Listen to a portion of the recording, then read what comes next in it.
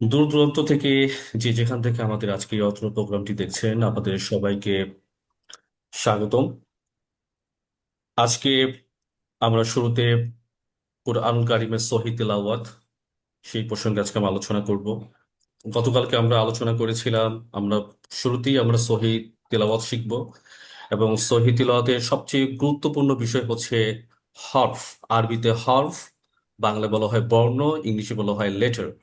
এই লেটারগুলো সম্পর্কে ভালো মতো উচ্চারণটা জানা। আমরা যখন সঠিক বর্ণের উচ্চারণটা বা প্রোনাউন্সিয়েশনটা যখন ভালো মতো শিখবো, তখন দেখা যাচ্ছে কি অটোমেটিক আপনার আরবির উচ্চারণ, আরবির যেখান থেকে উচ্চারণটা হওয়ার প্রয়োজন, দাঁত, ঠোঁট, গলা, জিভ, সকল কিছু ব্যবহার হয় হরফের উচ্চারণ ক্ষেত্রে, সেই উচ্চারণগুলো পারফেক্টলি চলে আসবে ইনশাআল্লাহ।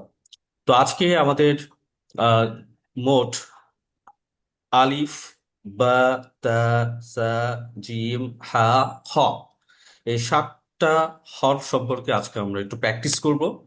এবং আপনারা যখন উচ্চারণ করবেন, বাসায় যখন প্র্যাকটিস করবেন, তখন আপনারা আমি যেভাবে করে উচ্চারণ করছি আপনারা শুনবেন।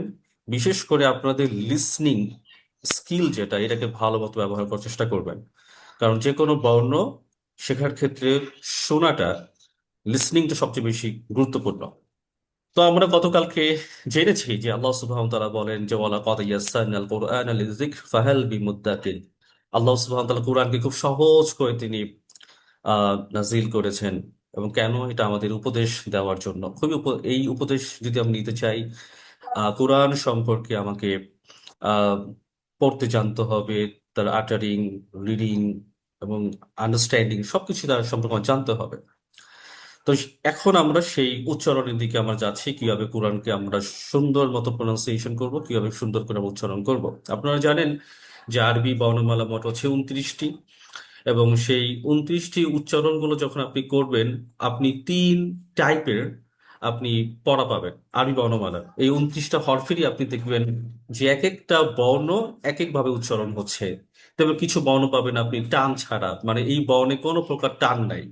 আবার দেখবেন কিছু বর্ণে আপনার হচ্ছে মানে টান আছে, বাট সেই টানটা খুবই কম। এবং কিছু হরফে আপনি পাবেন এরকম যে টান আছে, বাট সেই টানটা হচ্ছে মানে একটু দীর্ঘ, একটু বেশি।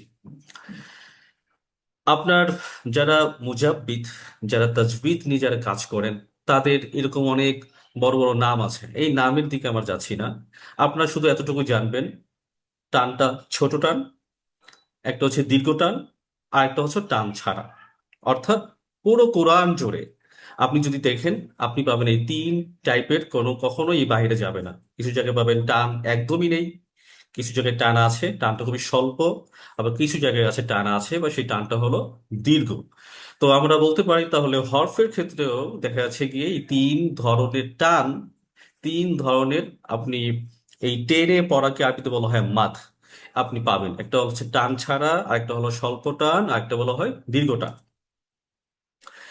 তো আমরা তো এটা শিখবো। তো আমাদের এই কোর্সের মূলত যে লক্ষ্যটা হচ্ছে আপনাদেরকে কোরআন কারিমের শুদ্ধভাবে যেন আমরা পড়াতে শেখাতে পারি।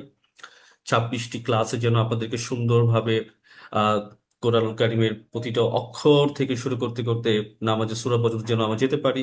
এই অভিষ্ট লক্ষ্যে আপনাদের কাছে আমরা এসেছি। এবং আজকে আমাদের মূল আলোচনার ক্লাস আমরা শুরু করতে যাচ্ছি ইনশা আল্লাহ।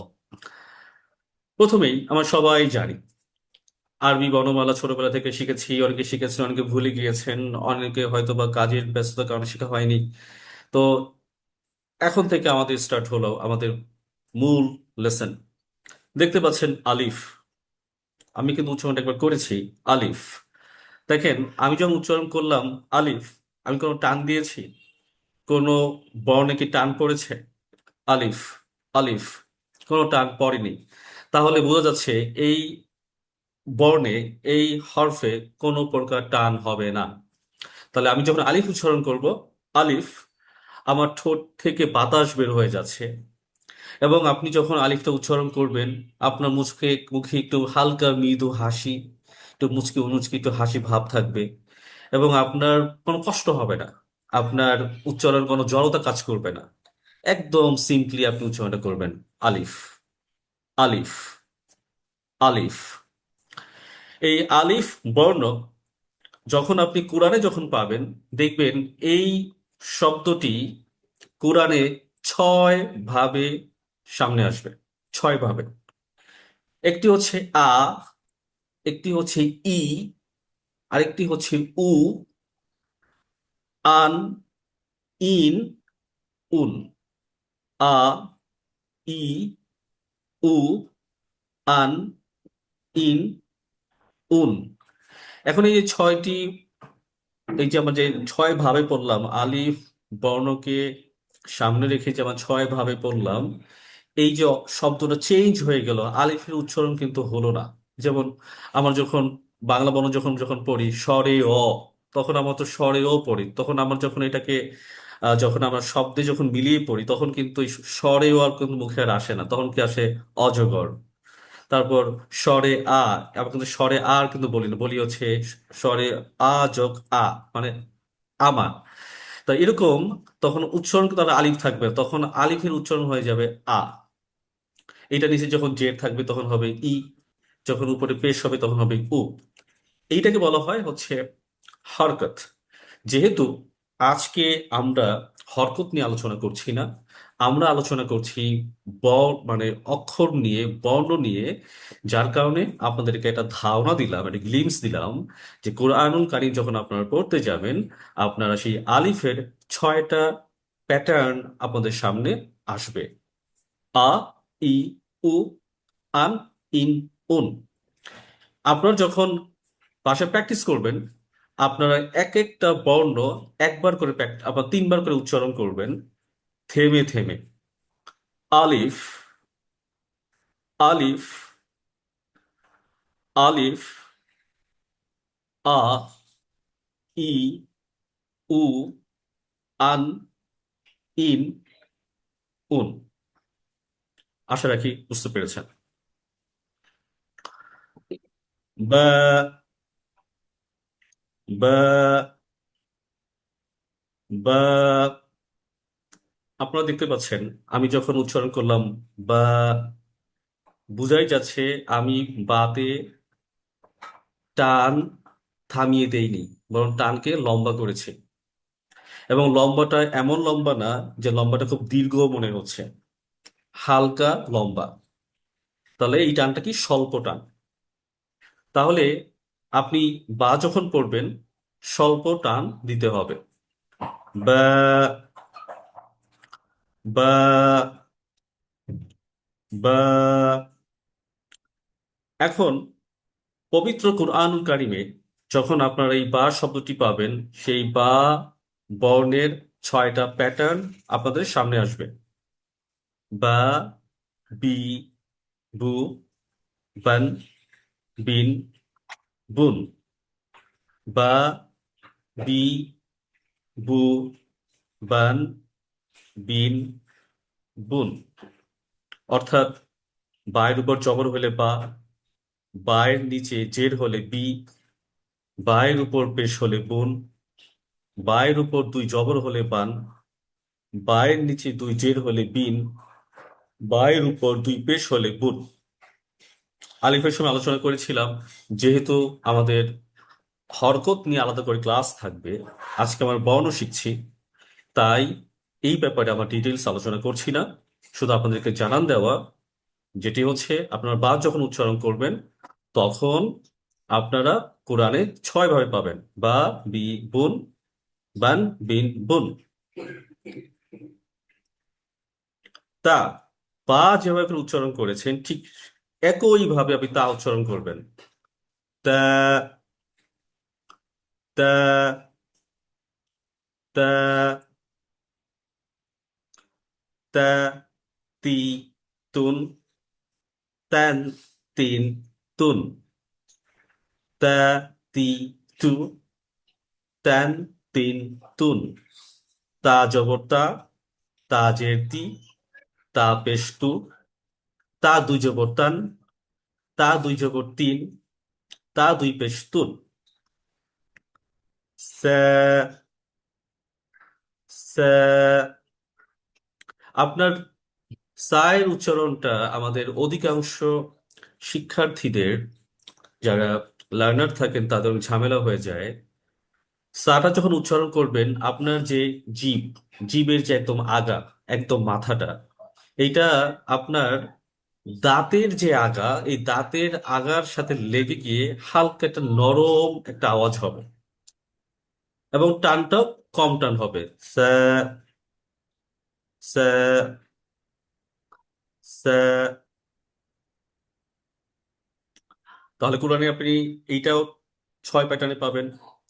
স্যা, সি, সু, স্যান, সিন, সুন। স্যা, সি, সু, স্যান, সিন, সুন।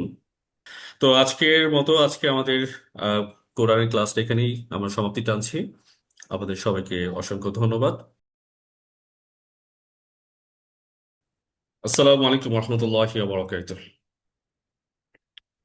রমাদান ব্যাপী বৈজ্ঞানিক উপায়ে সহিভাবে তেলাওয়াত এবং শব্দে শব্দে নামাজ ও কোরআন ভাষা শিক্ষা কোর্স কোরআন আলো ফাউন্ডেশন কর্তৃক আয়োজিত, আমরা আমাদের আজকে প্রথম ক্লাস শুরু করতে যাচ্ছি।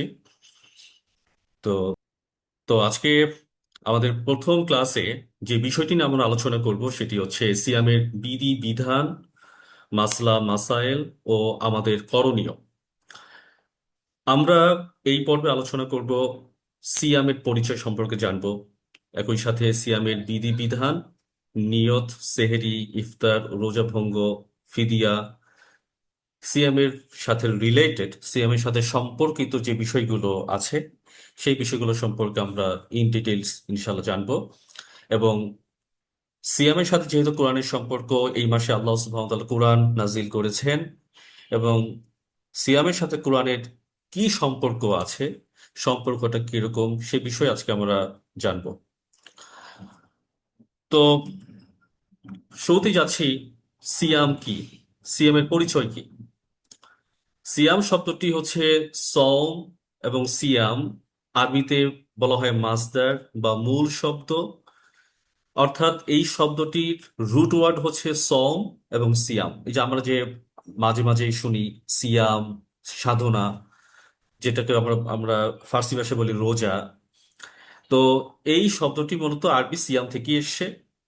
আরেকটি শব্দ হচ্ছে সম, যেটা অর্থ সেম, অর্থ অভিন্ন, কোনো পার্থক্য নেই। অর্থ কি? এটার যে স্বাভাবিক যে অর্থ, সেটি হচ্ছে কোনো কিছু থেকে বিরত থাকা, থেমে থাকা, থেমে যাওয়া, সংযম অবলম্বন করা, সকল প্রকার অনৈতিক কর্ম থেকে নিজেকে বিরত রাখা। এখন আরবিতে এই সিয়াম সম্পর্কে আল্লাহ সুবহানাহু ওয়া তাআলা সূরাতুল বাকারা 183 নম্বর আয়াতে তিনি বলেন, আউযু বিল্লাহি মিনাশ শাইতানির রাজিম, ইয়া আইয়ুহাল্লাযীনা আমানু কুতিবা আলাইকুমুস সিয়াম কামা কুতিবা আলাল্লাযীনা মিন ক্বাবলিকুম লাআল্লাকুম তাত্তাকুন। ইয়া আইয়ুহাল্লাযীনা আমানু, হে ঈমানদারগণ, কুতিবা আলাইকুমুস সিয়াম, তোমাদের উপর সিয়ামকে ফরজ করা হয়েছে। তা আরবিতে শব্দ যে সিয়াম, আল্লাহ সুবহানাহু ওয়া তাআলা সিয়াম শব্দ ব্যবহার করলেন, কিন্তু আরবিতে আরেকটা শব্দ আছে ইমসাক। এইটা অর্থ হচ্ছে বিরত থাকা, এইটা অর্থ থেমে যাওয়া। তাহলে আল্লাহ সুবহানাহু তাআলা কেন ইমসাক শব্দটি ব্যবহার না করে সিয়াম শব্দটি কেন ব্যবহার করলেন? প্রশ্নটা আসতেই পারে। সিয়াম এবং ইমসাকের মধ্যে যে বেসিক যে পার্থক্য, এই যে শব্দ চয়ন, আল্লাহ সুবহানাহু তাআলা যে শব্দ চয়ন একটাকে বাদ দিয়ে আরেকটা শব্দ উচ্চারণ নিলেন একই অর্থ থাকা সত্ত্বেও, কারণটা কি? ইমসাক বলা হয়, ধরুন আপনি ঢাকা থেকে চট্টগ্রাম যাবেন। ঢাকা থেকে চট্টগ্রাম যাওয়ার পথে আপনি কুমিল্লার কোনো একটা রেস্টুরেন্টে আপনি হচ্ছে বাসটা থামালো, এবং সেখানে যাত্রা বিরতি নিল, মানুষ সেখান থেকে খাওয়া দাওয়া করলো। তো পথ কিন্তু সেম, পথ কিন্তু কোনো, মানে আপনার যে গন্তব্য কোনো কিন্তু কোনো বিরতি নেই। মানে গন্তব্য কিন্তু ওইটাই, যে আপনি চট্টগ্রামে যাবেন, আপনার গন্তব্যে যে ট্র্যাক, সেটা কিন্তু পরিবর্তন হয়নি, শুধু যাত্রা বিরতি হয়েছে মাত্র। এইটাকে বলা হয় ইমসাক, অর্থাৎ আপনি যাত্রার পথে বিরতি নেবেন। কিন্তু সিয়াম হচ্ছে এইটা না। সিয়াম হচ্ছে যাত্রা পথে বিরতি তো সে নিবে, এবং তার গতিপথ পরিবর্তন করে দিবে। ধরুন আপনি সিয়াম, আপনি আপনি হচ্ছে আহ, চট্টগ্রাম যাবেন, কিন্তু গাড়ি ছোটা শুরু করলো বরিশালের দিকে, এবং হঠাৎ করে যিনি ড্রাইভার, তার মাথায় সেই জ্ঞানটা আসলো যে আমি যে পথে যাচ্ছি বা যে রুটে যাচ্ছি এটা তো আসলে চট্টগ্রামের রুট না। সঙ্গে সঙ্গে সে গাড়িটা থামিয়ে দিল, থামিয়ে দিয়ে সে তার যাত্রার বিরতি সে পরিবর্তন করে ফেললো। সে তার যাত্রাকে, দেখা যাচ্ছে গিয়ে, তার রুটটাকে সে পরিবর্তন করে ফেললো। এইটাও কিন্তু থেমে যাওয়া, বিরত থাকা। এবং সে নিজেকে তার যাত্রা থামিয়ে দিয়ে সেই যে তার গন্তব্য পরিবর্তন করে সে অন্য রুটে যে হাঁটা শুরু করলো, সেটাই হচ্ছে মূলত সিয়াম বলা হয় আরবিতে। তার সিয়ামের মৌলিক যে অর্থ সেটা হচ্ছে মানুষের গন্তব্য পরিবর্তন করে ফেলেন, মানুষের গন্তব্য যে রুট এটাকে পরিবর্তন করে ফেলেন। আল্লাহ সুবহানাহু ওয়া তাআলা আমাদেরকে দুনিয়াতে পাঠিয়েছেন, সেই দুনিয়াতে পাঠানোর একটি বিশেষ উদ্দেশ্য হচ্ছে আমরা যেন আল্লাহ সুবহানাহু ওয়া তাআলা ইবাদত করি, আমরা যেন আল্লাহ সুবহানাহু ওয়া তাআলা দাসত্ব করি। এখন যখন এই মানুষ তার দাসত্বকে, আল্লাহ সুবহানাহু ওয়া তাআলার দাসত্বকে বাদ দিয়ে সে যখন গাফেল থাকে, সে যখন দুনিয়ার সকল কর্মকে আল্লাহ সুবহানাহু ওয়া তাআলার কর্মের তুলনায় বেশি গুরুত্বপূর্ণ মনে করে, উচিত ছিল আল্লাহর দিকে নিজেকে, আপনার হচ্ছে তার পথকে গমন করানো। এই যে আমরা পথ, আমাদের আমার যে পথ, আমাদের যে রাস্তা, আমাদের যে গন্তব্য, যে ট্র্যাকটা মাঝে মাঝে চেঞ্জ হয়ে যায়, সেই চেঞ্জ হয়ে যায়। আমাদের মূল গন্তব্য হচ্ছে কবরের দিকে, মূল গন্তব্য গন্তব্য হাসরের দিকে। মাঝে মাঝে আল্লাহ সুবহানাহু ওয়া তাআলা আমাদেরকে মনে করিয়ে দেন এই বছর একবার, এই বছরটা এসে, এই সময়টা এসে, এই সিয়ামের মাসে এসে, যে তোমার গন্তব্য, তুমি যে কাজ করছো ওইটা না, তোমার গন্তব্য হচ্ছে হলো পরকালের দিকে। তুমি নিজেকে প্রস্তুত করো, তুমি নিজেকে প্রিপেয়ার করো হাসরের ময়দানের জন্য। তুমি আমার কাছে কিভাবে তুমি জবাবদিহি করবে সেটার জন্য তুমি নিজেকে প্রস্তুত করো। এবং এই কারণেই আমাদের এই মাসটা ইবাদত বেড়ে যায়, আমাদের দান সদকা বেড়ে যায়। রাসূল সাল্লাল্লাহু আলাইহি সাল্লাম মানে আহ, বলা হয়েছে, মা আয়েশা রাদিয়াল্লাহু তাআলা আনহা তিনি বর্ণনা করেন, সিয়াম মাস যখন আসতো তখন আমি দেখেছি রাসূলুল্লাহ সাল্লাল্লাহু আলাইহি সাল্লামের দান এমন ভাবে বেড়ে যেত যেন, মানে মানে আপনার রাসূল যেমন বাতাস যেভাবে করে হচ্ছে প্রবাহমান হয়, রাসূল ইসলামের দানও ঠিক সেভাবে করে বেড়ে যেত। তার ইবাদত বেড়ে যেত, তার কোরআন তিলাওয়াত তার বেড়ে যেত, তার অন্যান্য জিকির আজকে সব বেড়ে যেত। কারণ এই মাসটাই হচ্ছে আল্লাহ সুবহানাহু ওয়া তাআলার দিকে আমাদেরকে তাড়িত করে। এবং আপনি তখনই ইবাদতে মনোযোগী হতে পারবেন যখন আপনি সকল প্রকার অনৈতিক কর্ম থেকে নিজেকে বিরত রাখতে পারবেন। মাঝে মাঝে প্রশ্ন আসে যে আমরা তো আসলে গুনাহ ছাড়তে পারি না, আমরা তো আসলে ইবাদতে মন বসে না, আমরা তো আমাদের নামাজে মন বসে না, আমরা তো আমাদের কোরআন তিলাওয়াত যখন করি আমরা স্থির থাকতে পারি না, অস্থির হয়ে যাই। সেটার প্রধান কারণ হচ্ছে আমার যখন অনৈতিক কর্ম থেকে যখন নিজেকে বিরত রাখতে পারি না, সেই কারণেই মূলত আমাদের কোনো ভালো কাজেই ঠিকঠাক মনোযোগ আনতে পারি না। তো সিয়ামের মৌলিক যে কাজ সেটি হচ্ছে মানুষের যে স্বভাবগত যে কাজ, স্বভাবগত যে বৈশিষ্ট্য, এই বৈশিষ্ট্যকে যেমন মানুষের স্বভাবগত চায় সে মিথ্যা কথা বলবে নিজেকে সেভ করতে। মানুষের স্বভাবগত সে চায় সে তার সকল আহ মানে ভালো জিনিসগুলো উপস্থাপন করুক, মানুষ তার প্রশংসা করুক। কিন্তু মানুষ যখন তার সমালোচনা করে তখন সে নিতে পারে না, তখন সে তার উপর চড়াও হয়ে যায়, রাগ ঝাড়ে। এই রাগ, এগুলো হচ্ছে মানুষের স্বভাবজাত। তাহলে এই স্বভাবজাত আচরণ থেকে নিজেকে যে বিরত রাখা, মানুষের আচরণের কষ্ট কেউ যেন না পায় সেদিকে সজাগ থাকা, সেই সকল বিষয়গুলোকেই হচ্ছে সিয়াম এর মাধ্যমে আল্লাহ সুবহানাহু ওয়া তাআলা আমাদেরকে নৈতিক যে উন্নয়ন, মোরাল যে ডেভেলপমেন্ট যেন সুন্দরভাবে যেন হয়, এই একটা মাসের হচ্ছে এই প্যাকেজ, একটা মাসের এই ট্রেনিংটা আল্লাহ সুবহানাহু ওয়া তাআলা আমাদেরকে দান করেছেন। যে ট্রেনিং এর মাধ্যমে আমরা আমাদেরকে নিজেকে পরিচালিত করতে পারি, নিজেদেরকে উন্নয়ন করাতে পারি। এটাই হচ্ছে সিয়ামের মূল ব্রত। পুরাণিক সেন্সে সিয়ামটা আসলে কি, তো আমরা অলরেডি জেনেছি। ইসলামিক যে টার্মিনোলজি, শরীয়তের যে পরিভাষা, এই সিয়ামে অর্থ হচ্ছে ফজর থেকে, ফজর যখন উদয় হয়, ফজরের যখন আলো, আভা যখন সেটা উদয় হয়, সেখান থেকে শুরু করে সূর্যাস্ত পর্যন্ত যে কোনো ধরনের পানাহার, পান মানে যে কোনো প্রকার পানীয় পান করা, সাথে আহার, যে কোনো প্রকার খাবার, খাদ্য গ্রহণ, না করা, অর্থাৎ যে কোনো প্রকার খাবার আহরণ, পানীয় থেকে নিজেকে বিরত রাখা, এবং স্ত্রী মিলন এবং অনৈতিক কর্ম থেকে নিজেকে বিরত থাকা। অনৈতিক কর্ম কোনটা? আপনি আগে আপনি হচ্ছে ঘুষ খেতেন, আপনি ঘুষ খাবেন না। মানুষকে কষ্ট দিয়ে কথা বলতেন, কষ্ট দিয়ে কথা বলবেন না। গীবত করতেন, পরচর্চা করতেন, পরচর্চা করবেন না। এই সকল কাজ থেকে নিজেকে বিরত রাখা।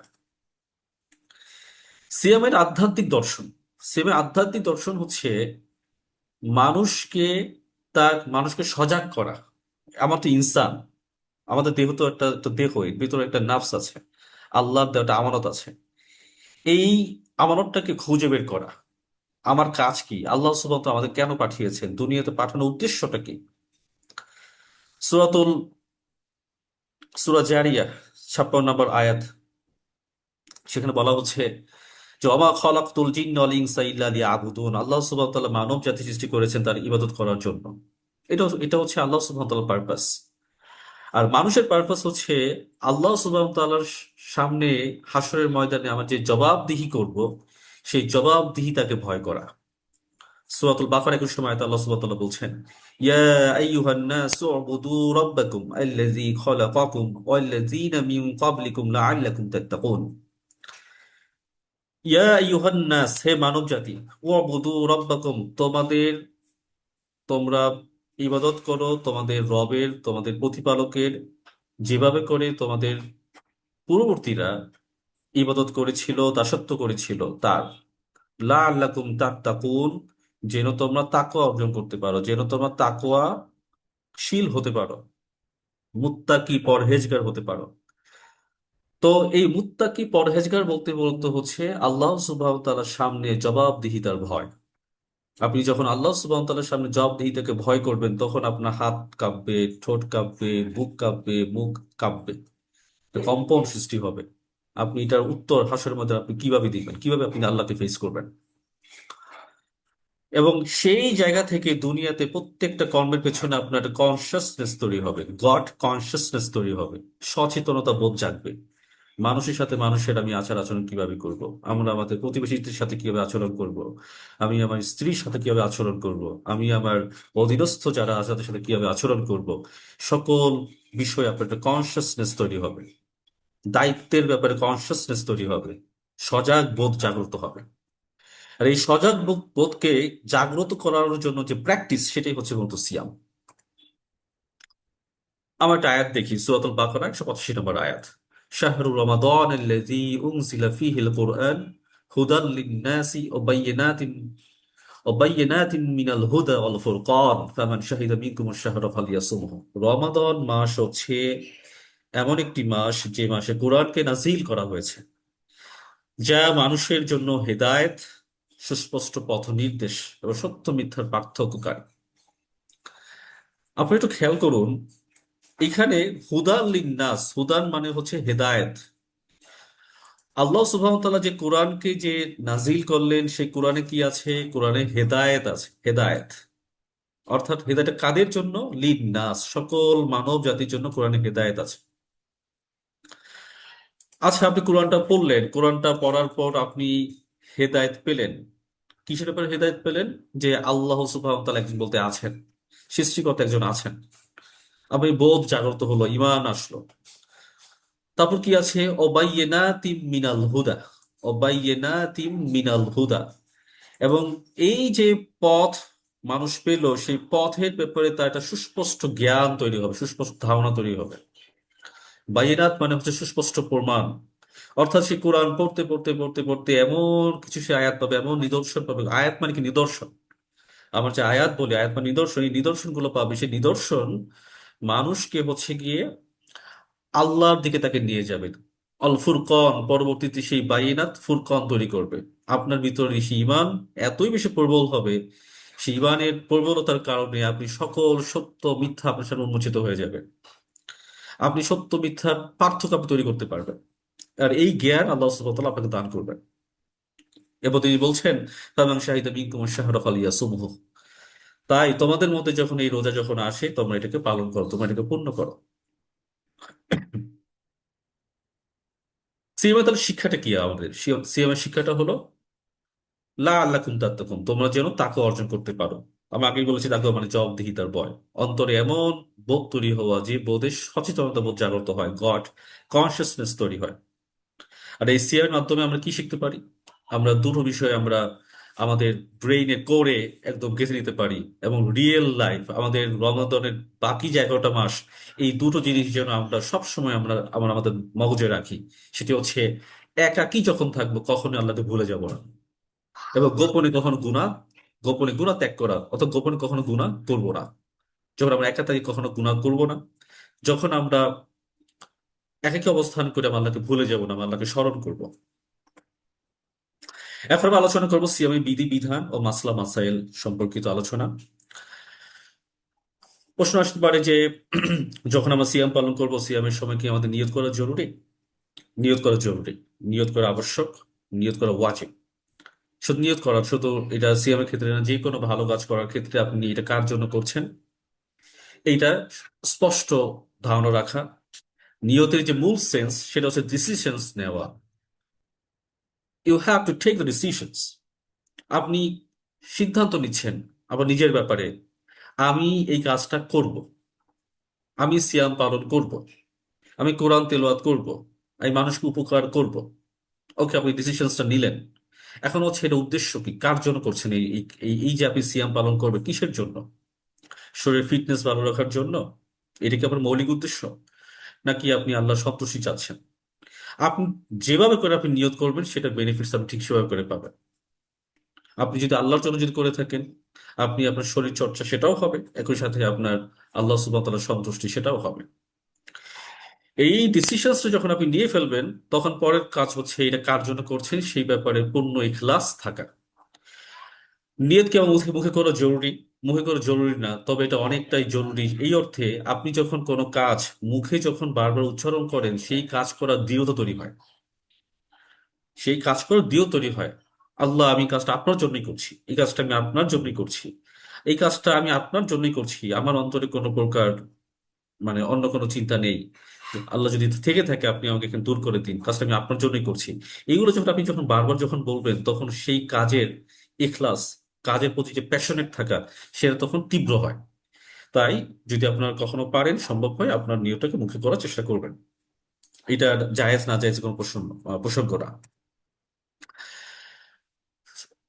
সিয়ামের সাথে খুবই গুরুত্বপূর্ণ সম্পর্ক সেহরি করা।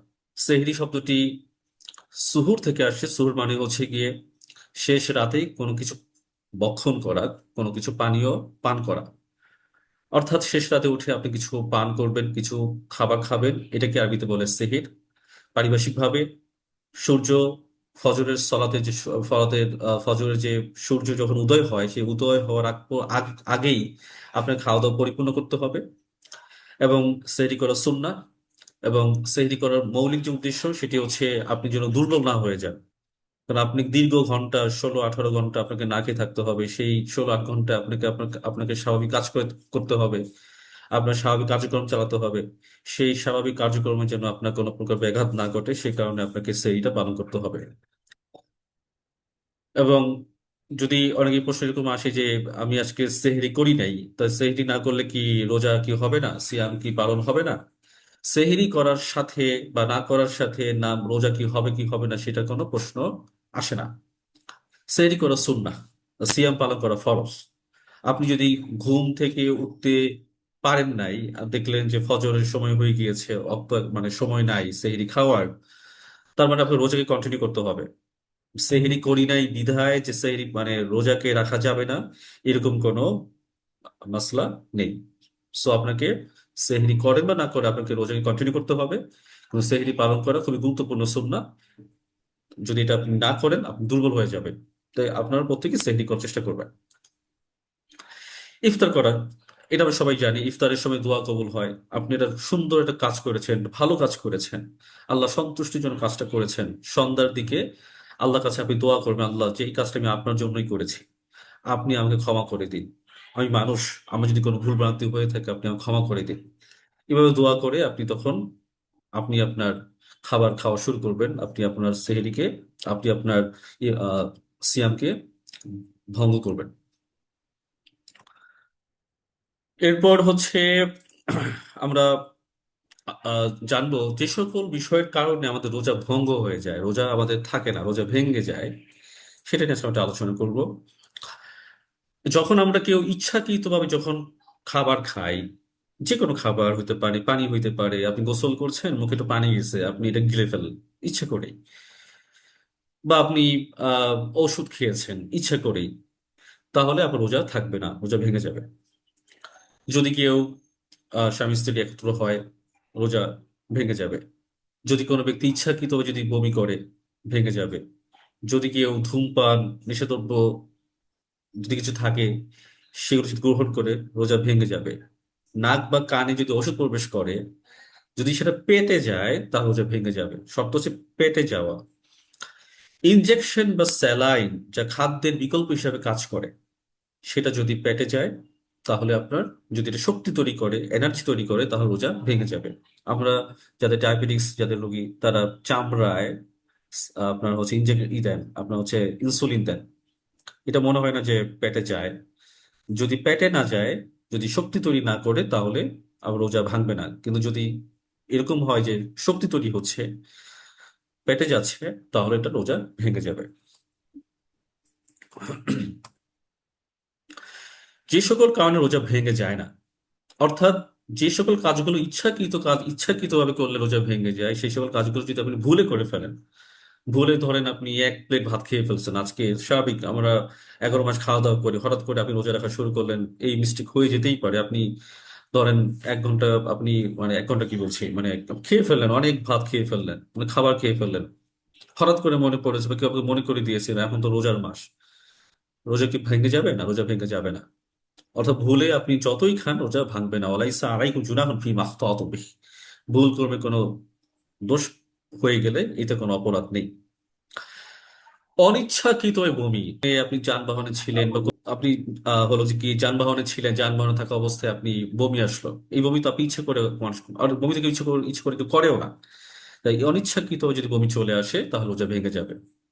যদি স্বপ্নদোষ হয়, কুলি করতে গিয়ে যদি অনিচ্ছে পানি গিলে যায়, হঠাৎ করে দেখলেন আপনি দাঁত ব্রাশ করলেন, দাঁত থেকে রক্ত বের হয়ে যাচ্ছে, তাহলে এইসবের কারণে রোজা ভেঙে যায় না। রোজার একটি গুরুত্বপূর্ণ বিষয় হচ্ছে ফিদিয়া। ফিদিয়া আসলে কি? ফিদিয়া হচ্ছে এমন মানুষ যার পক্ষে রোজা রাখা সম্ভব না, রোজা রাখা প্রায় অসম্ভব, তারা কি করবে? তারা রোজার পরিবর্তে তারা একজন মিসকিনকে তার খাবার খাওয়াবে, পূর্ণ খাবার তারা খাওয়াবে। এটি হচ্ছে মূলত ফিদিয়া।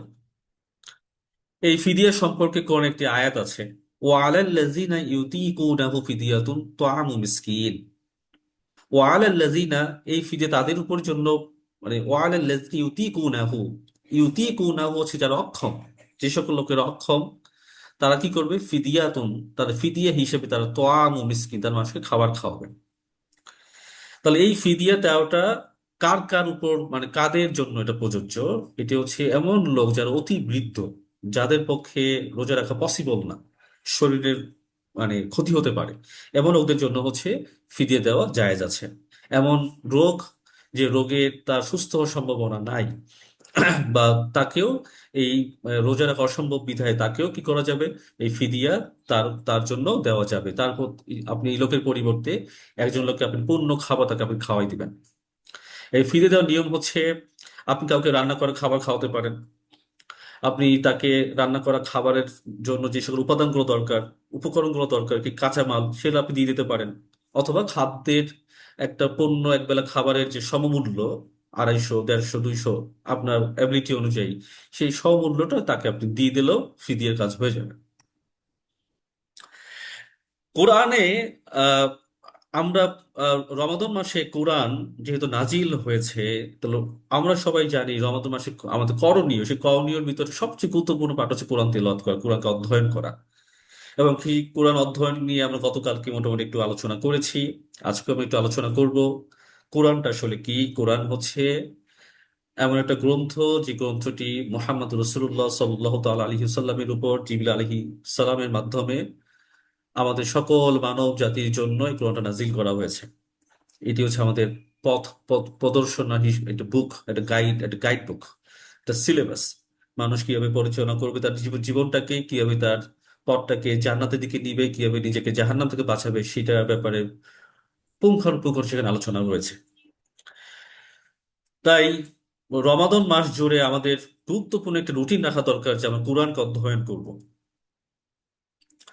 তো আমরা অলরেডি আলোচনা করেছি রমাদান মাস এটা হচ্ছে কোরআন নাজিলের মাস, এবং এই কোরআন নাজিলের মাসে কোরআনটাকে পড়ার যে গুরুত্ব হিসেবে আল্লাহ সুবহানাহু ওয়া তাআলা তার রাসূলকে প্রথম যে বাক্যটি শিক্ষা দিয়েছে সেটা হচ্ছে ইকরা।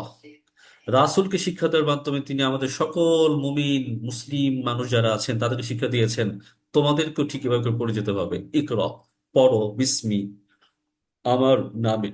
আমার নাম কোনটা? রব্বিক, আপনার নামে, আল্লাযী খালাক, যিনি সৃষ্টি করেছেন। অর্থাৎ আপনি যখন কোরআনটা পড়বেন, সেই কোরআন যখন পড়বেন আপনাকে আল্লাহর নাম নিয়ে শুরু করবেন, এবং প্রথম অক্ষরে হচ্ছে পড়ো। তাহলে আপনি যদি মুমিন হন, আপনি যদি মুসলিম হন, আপনার পড়ার কোনো বিকল্প নাই। আপনাকে কোরআন পড়ে যেতে হবে, আপনার আমৃত্যু। এবং শুধু কোরআন পড়বেনই না, এবং কোরআন পড়াটা আমাদের জন্য ফরজ। সূরা কাসাসের 85 নম্বর আয়াত, ইন্নাল্লাযী ফারাদা আলাইকাল কুরআনা লারাদ্দুকা ইলা মাআদ। আল্লাহ সুবহানাহু ওয়া তাআলা কুরআনকে তিনি ফরজ করেছেন রাসূলের উপর, হে নবী আপনার উপর। এই যে লারাদ্দুকা ইলা মাআদ, এবং বলা হচ্ছে হে নবী আপনি কিন্তু আমার দিকে ফিরে আসবেন। যতক্ষণ না পর্যন্ত ফিরে আসছেন আপনার কাজ হচ্ছে কোরআনকে চর্চা করা, কোরআনকে অধ্যয়ন করা। এখন এই যে আলাইকা মানে হচ্ছে আপনার উপর, এই আলাইকা যদি এখন আল্লাহ রাসূলের দিকে সরিয়ে যদি আমার দিকে নেই, প্রত্যেকটা মানুষের দিকে নেই, প্রত্যেকটা বান্দার দিকে নেই, প্রত্যেকটা মুমিনের দিকে নেই, তাহলে কিন্তু সেটা কিন্তু আপনি আমি আমাদের সকলের উপরে কোরআনটা পড়া ফরজ। কারণ এই কোরআন পড়ার মাধ্যমে আপনি কি হেদায়েতের উপর আছেন, নাকি আপনি স্পষ্ট পথভ্রষ্টতার মধ্যে রয়েছেন, আপনি সেটা বুঝতে পারবেন। এই ব্যাপারে আল্লাহ সুবহানাহু ওয়া তাআলা জ্ঞান দান করবে। এবং আপনি যখন কোরআন পড়বেন, যখন আপনি কোরআনের আয়াত শুনবেন, যখন আপনি কোরআনের আলোচনা শুনবেন, তখন কোনোভাবেই এই কোরআনের ব্যাপারে অমনোযোগী হওয়া যাবে না। এবং এই অমনোযোগী হওয়াটা হলো জাহান্নামে যাওয়ার কারণ হতে পারে। আল্লাহ বলছেন ইয়াসমাউ আয়াতিল্লাহি তুতলা আলাইহি সুম্মা ইউসিররু মুস্তাকবিরান কাআল্লাম ইয়াসমাহা ফাবাশশিরহু বিআযাবিন আলীম। যে ব্যক্তি হচ্ছে আল্লাহ সুবহানাহু ওয়া তাআলা আয়াত পাঠ করা হয় তার সামনে, কিন্তু সেই ব্যক্তি যখন এই আয়াতগুলো শুনে সে এমন ভাব করে যেন হচ্ছে সে আয়াতগুলো সে কিছুই শুনে নাই, মানে শুনেও না শোনার ভাব।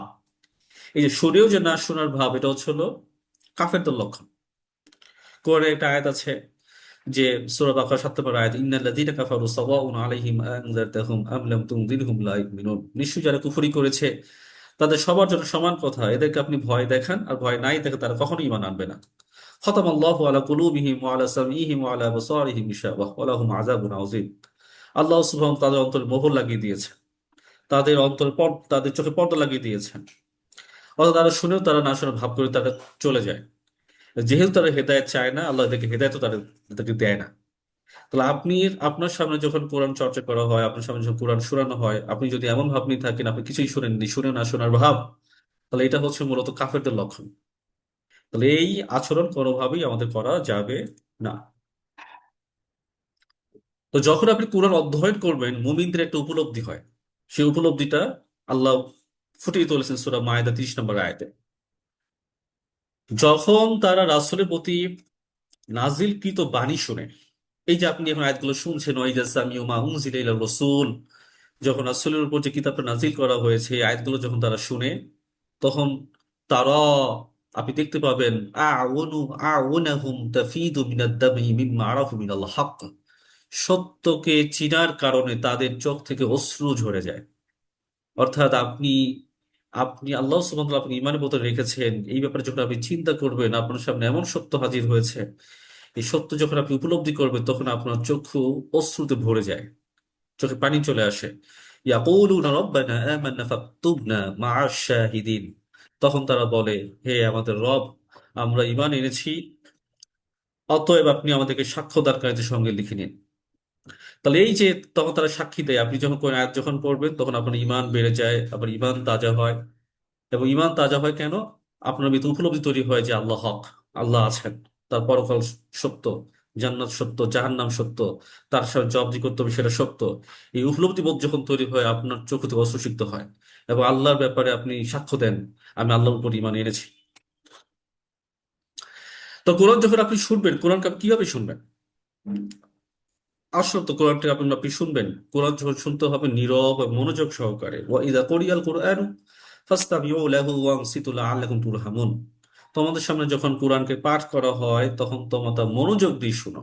ফাসতামিউ লাহু, তখন তোমরা তা মনোযোগ দিয়ে শুনো। ওয়ানসিতু, এবং তোমরা নীরব থাকো, তোমরা চুপ থাকো।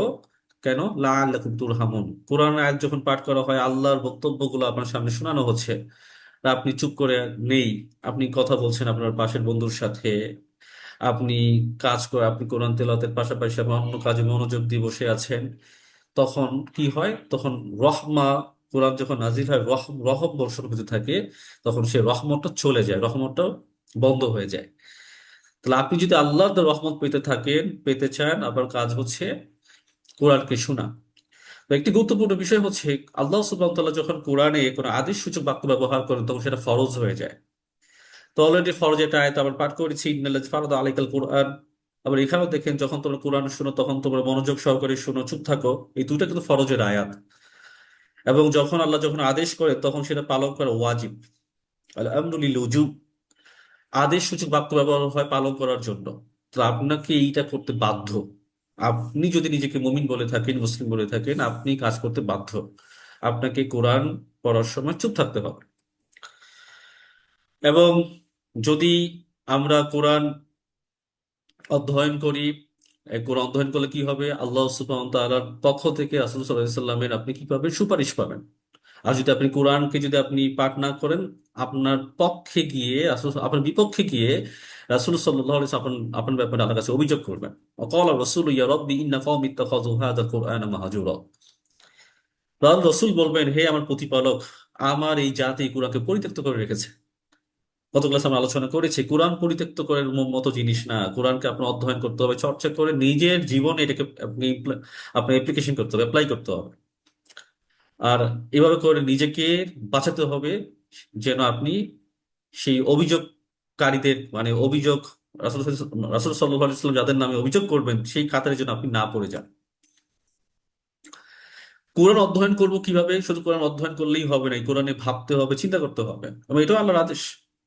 এবং আল্লাহর অনুপ্রেরণা দিয়েছেন আমাদেরকে, কিতাবুন আনজালনাহু ইলাইকা মুবারাকুন লিয়াদাব্বারু আয়াতিহি ওয়া লিয়াতাযাক্কারা উলুল আলবাব। এটা এমন একটা কিতাব, এমন একটা বরকতময় কিতাব, যে কিতাবটি আপনার উপর নাজিল করা হয়েছে। আর এই আয়াত সমূহ নিয়ে তারা কি করে? চিন্তা ভাবনা করে। এবং এই যে চিন্তা ভাবনা কিন্তু লিয়াতাদাব্বারু, এই লিয়াতাদাব্বারু হচ্ছে হলো গভীর ভাবে চিন্তা করা, ডিপ সিকিং। তো আপনি যখন গভীর চিন্তা যখন করবেন, এই গভীর চিন্তা করাটা হলো বোধ শক্তি সম্পন্নদের আলামত। আল্লাহ বলছেন যে লিয়াতাযাক্কারা উলুল আলবাব, বোধ শক্তি সম্পন্নরাই এখান থেকে উপদেশ গ্রহণ করে। তার মানে কি দাঁড়াচ্ছে? আপনি কোরআন শুধু পড়ে যাবেন তোতা পাখির মতো, বা অনুবাদ পড়ে যাবেন, এভাবে না। আপনাকে প্রতিটা ওয়ার্ড বুঝে বুঝে পড়তে হবে আপনাকে। আর এরা হচ্ছে বোধ শক্তি সম্পন্ন, কমন সেন্স ওয়ালারা। এরা হচ্ছে, এদের মাথায় কমন সেন্স আছে। যাদের মাথায় কমন সেন্স আছে তারা কোরআনটাকে বুঝে শুনে পড়ে। যা হাতের সামনে মানে পেলাম আর পড়া শুরু করলাম এরকম করে তারা তারা পড়ে না। আফালা ইয়াতাদাব্বারুনা আল কুরআন আম আলা কুলুবিন আকফালুহা, সূরা মুহাম্মদ 24 নম্বর আয়াত। তারা কি কোরআন নিয়ে মোটেই চিন্তা ভাবনা করে না, নাকি তারা তাদের অন্তরে তালা লাগিয়ে দিয়েছে? আল্লাহ সুবহানাহু ওয়া তাআলা আমাদেরকে বলছেন, আমাকে আমাদের অন্তরে তালা লাগিয়ে দিয়েছে। তারা কি কোরআন কি মোটেই ভাবে না? তার মানে কি, আপনি কোরআনের ভিতর আপনি এমন কিছু আছে যা যখন আপনি পাঠ করা শুরু করবেন আপনার ভিতর অন্তর সেই মানে তালাগুলো খুলে যাবে। এবং তালাগুলো খোলার সাথে সাথে আপনার ভেতর এই বোধ তৈরি হবে যে আল্লাহ সুবহানাহু ওয়া তাআলা আছেন, এবং হাশরের ময়দান তার সামনে সামনে যে আমি জবাবদিহি করব, এই জবাবদিহিতার কনসিয়াসনেস, ভয়, সচেতন যখন তৈরি হবে, আপনি নিজেকে প্রিপেয়ার করছেন তার সামনে, আহ তার কাছে যাওয়ার জন্য। আমরা একটা আয়াত পাঠ করেছিলাম যে কোরআন শুনতে হয় মনোযোগ সহকারে। এবং কোরআন মনোযোগ সহকারে না শোনাটা হচ্ছে গিয়ে, এটা হচ্ছে গিয়ে কাফেরদের লক্ষণ। এই আয়াতটা আপনাদের সামনে পেশ করছি। অকাল আল্লাযীনা কাফারু লা তাসমাউ লিহাযাল কুরআন। কাফেরদের সামনে যখন কোরআনকে যখন শোনানো হয় তখন তারা বলে যে এই কোরআন শোনো না। যখন তারা এটা যখন তিলাওয়াত হয় তখন তো হট্টগোল সৃষ্টি করে, আশেপাশে হট্টগোল, সাউন্ড, চিল্লাচিল্লি, গান বাজনা বাজানো শুরু হয়ে যায়। তো এইটা হচ্ছে কাফেরদের লক্ষণ। তাহলে এই কাফেরদের আলামত যেন আমাদের মোটেই যেন প্রকাশ না পায়। পরিশেষে সর্বশেষ কথা আমাদের হচ্ছে, রাতে কোরআন অধ্যয়ন করা আমাদের জন্য আবশ্যকীয়। এবং এই কোরআন যখন নাজিল হয়, কোরআনের যে দ্বিতীয় নাম্বার, আমাদের রাসূল সাল্লাল্লাহু আলাইহি ওয়াসাল্লাম উপর যখন কোরআনটা যখন নাজিল হয়েছে, আহ খুবই গুরুত্বপূর্ণ মতামত হচ্ছে কি আপনার দ্বিতীয় যে সূরা, সেটা সূরা মুজাম্মিল। এই মুজাম্মিল যখন আয়াত যখন নাজিল হয়, তখন রাসূল সাল্লাল্লাহু আলাইহি ওয়াসাল্লাম তিনি তার উদ্দেশ্যে করে নাজিল হয়, ইয়া আইয়ুহাল মুজাম্মিল, হে চাদর বৃত্তকারী, আপনি জেগে উঠুন এবং জেগে উঠে আপনি রাত্রি ইবাদত করুন, আল্লাহ সুবহানাহু ইবাদত করুন। এবং সেই ইবাদতটা কেমন? আপনি এটা করতে পারেন রাত, অর্ধরাত, সম্পূর্ণ রাত জুড়ে আপনি ইবাদত করতে পারেন, অর্ধরাত এবং রাতের কিছু অংশ আপনি করতে পারেন সেই ইবাদতটা। সেই ইবাদতটা আসলে কি? আও জিদ আলাইহি অরাত্তিলিল কোরআন তারতিলা, আপনি কোরআনকে ধীরে ধীরে স্পষ্টভাবে পাঠ করুন। কারণ আমরা জানি, যখন আমরা ধীরে ধীরে পাঠ করি তখন হচ্ছে আমাদের ভিতর ব্রেইনে, তখন আমাদের এগুলো প্রতিটা ওয়ার্ড আমরা বোঝার চেষ্টা করি। সায়েন্স যখন পড়েন তখন তো আমরা দ্রুত মুখস্থ করি না, বুঝে বুঝে পড়তে হয়। ম্যাথ যখন করি প্রত্যেকটা শব্দ ধরে ধরে আমাদের প্রবলেমগুলো সলভ করতে হয়। তো কোরআনটা এরকম বোঝার জিনিস। তো কোরআনকে যখন আপনি স্পষ্ট করে ধীরে ধীরে যখন পড়বেন, আপনার ব্রেইনে রাত্রিবেলা চারদিক সব নীরব থাকে, সেই নীরবতায় আপনার ব্রেন কাজ করা শুরু করবে, আল্লাহ সুবহানাহু ওয়া তাআলা রহমত ঢেলে দেবেন আপনার ভেতর। কেন? ইন্না সানুলকি আলাইকা কওলান সাকিলা, নিশ্চয়ই আমি আপনার উপর এমন এক গুরু দায়িত্বপূর্ণ বাণী নাজিল করতে যাচ্ছি। নিশ্চয়ই অচিরেই আমি আপনার উপর কিছু গুরুত্বপূর্ণ দায়িত্ব দিতে যাচ্ছি। আল্লাহ সুবহানাহু ওয়া তাআলা রাসূল সাল্লাল্লাহু আলাইহি সাল্লামকে এই দায়িত্ব দেওয়ার আগে তাকে যে তৈরি করার যে প্রয়াস, এই তৈরি করার যে আপনার ইচ্ছা, সেই ইচ্ছাটার কারণেই আল্লাহ সুবহানাহু ওয়া তাআলা রাসূল সাল্লাল্লাহু আলাইহি সাল্লামকে কোরআনকে রাত্রিবেলা প্র্যাকটিস করিয়েছেন। আপনি রাত জেগে কোরআনকে আপনি চর্চা করুন, আপনি ভাবুন, আপনি চিন্তা করুন, আপনি ভাবুন। ইন্না নাশিয়াতাল লাইলি হিয়া আশাদ্দু ওয়াতআও ওয়া আকওয়াম কিলা, কেন? নিশ্চয় রাতের ইবাদত, এই রাতের ইবাদত কি করে? আমাদের যে অন্তর, এই অন্তরকে দৃঢ় করে এবং বাক্যকে অধিক স্থির করে। আপনি রাতের ভিতর যে জ্ঞানটা পাবেন, কোরআনকে যখন চর্চা করবেন, চিন্তা করবেন, এই জ্ঞানটা যখন আপনার ভিতর তৈরি হবে, পরের দিন সকালবেলা আপনার মুখ থেকে, আপনার জিহিন থেকে, ব্রেইন থেকে এমন এমন কথা বের হবে, এই কথাগুলো মূলত হচ্ছে আল্লাহর দেওয়া কথা। আপনার অন্তরের ভিতরে সেই ম্যাচুরিটি তৈরি হবে আল্লাহর সম্পর্কে। তাহলে এই আয়াত থেকে বোঝা যায়, যেটা হচ্ছে হলো রাসূল সাল্লাল্লাহু আলাইহি সাল্লামের মাধ্যমে আমাদের সবাইকে এই প্র্যাকটিসটা করানো, যে আমরা যেন রাতে জেগেও যেন আমরা ইবাদতটা করি। এই প্র্যাকটিস যেন আমরা করি। আমাদের সাথে কথা বলা হয়ে থাকে এই কোরআন শুধু রাসূলের জন্য। তো কোরআন কি যদি রাসূলের জন্য হয়ে থাকে, আয়াত যদি রাসূলের জন্য হয়ে থাকে, প্রতিটা আয়াত রাসূলের জন্যই তো এটা নাজিল করা হয়েছে। কিন্তু এই আয়াতের প্রভাব কখনোই শেষ হবে না। প্রভাব তখন এর বন্ধ হয়ে যায়নি, এখন বন্ধ হবে না। আপনি যখন রাত্রি জেগে জেগে কোরআনকে চর্চা করবেন, কোরআনকে অধ্যয়ন করবেন, কোরআনকে তেলাওয়াত করবেন, কোরআনকে গভীরভাবে চিন্তা করবেন, ভাববেন, আপনার ভিতর সেই পরিণমন, সেই যে আপনার হচ্ছে বোধ, আল্লাহ সুবহানাহু ওয়া তাআলা আপনাকে দান করা শুরু করবেন, আর আপনি সেটা নিজেও বুঝতে পারবেন। কেন? আল্লাহ বলছেন যে রাত্রিবেলা যে আমরা কোরআন তেলাওয়াত করি, কোরআন অধ্যয়ন করি, সেটা আমাদের অন্তরকে দৃঢ় করে। তাই আল্লাহ সুবহানাহু ওয়া তাআলা আমাদেরকে এই রমাদান মাস জুড়ে কোরআন অধ্যয়ন, বেশি বেশি ইবাদত, কোরআন নিয়ে ডিপ চিন্তা করা তৌফিক দান করুক। এই বলে আজকে আমাদের আলোচনা শেষ করছি। আসসালামু আলাইকুম রহমতুল্লাহ।